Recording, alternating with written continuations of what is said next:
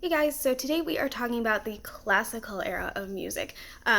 Typically today we can use the word classical music to describe anything from like the Baroque, the classical, the Romantic era, even sometimes early modern pieces we call classical music. But really today we are talking about the classical era itself and music that came from this time period. It stretches from about 1750 to 1820, so it's a little under 100 years. It came right after the Baroque era and it came right before the Romantic era, but there's a lot of overlap between those. A lot of composers can be considered part of the Baroque and the Classical era, or the Classical and the Romantic era. There's just a lot of overlap, but we do have some things in the Classical era that are very specific to it, even though there's overlap at the beginning and end. One of the main characteristics, one of the main changes that we see from the Baroque era to the Classical era is that in the Baroque era we had polyphony, where we had multiple voices going at the same time, and they were all equally important. No one voice or instrument was more important than the other. This changed in the Classical era, and we really started to have the melody took the stage. It was the most important thing. It's the thing that you remember.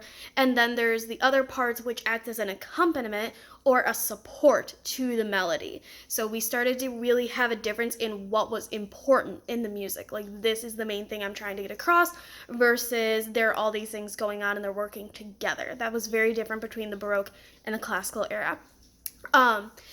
Classical music also started to have really clear divisions of music. It started to have very clear sections and forms and kind of ways to build your music, of like, first you have to start with this, then you do this, and then this, or you can have a choice for the third step, but the fourth one has to be this. That was very characteristic of the Classical era, and that continued all the way through. People started bending the rules later on, but we still have a lot of those forms. Probably the most famous one is Sonata Form. We could go into that, but just knowing what a sonata is and knowing that it really took hold in the Classical era is the most important thing. Dynamics, which is loud and soft, also started to become a lot more important during the Classical era than they did in the Baroque. This is a big part of why the piano really took over from the harpsichord. If you remember from a few weeks ago, the harpsichord couldn't play loud or soft. It had one volume and that's it. But the piano can play very, very loud, or it can play very soft. And so in the Classical era, as composers wanted their music to have big differences in volume, the piano became a lot more important.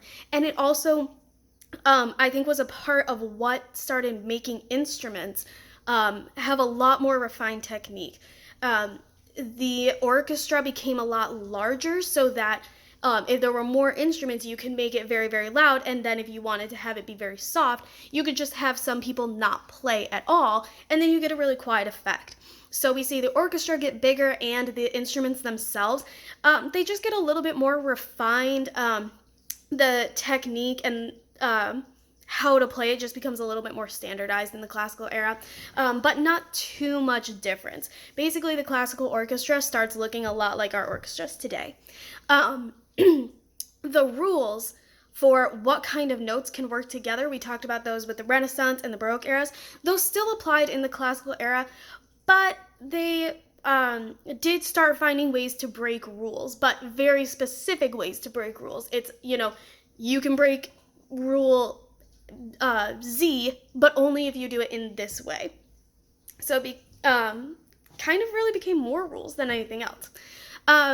The best known composers of the classical period would be Mozart, Beethoven, and Schubert. We talked about all those guys, but I do think it's important to know that Beethoven and Schubert were really at the end of the classical era, and they're both considered sometimes to be romantic composers because they did a lot of things that were different from the classical composers that came before them, but they do technically fall in that timeline. So today I chose a piece of Mozart music. Mozart does fall exactly square in the middle of the classical era. His music is probably some of the best examples that we have of classical music. So I chose Mozart's Nacht music. It's really, really well known, and as soon as you guys hear it, you're gonna know what it is. So enjoy.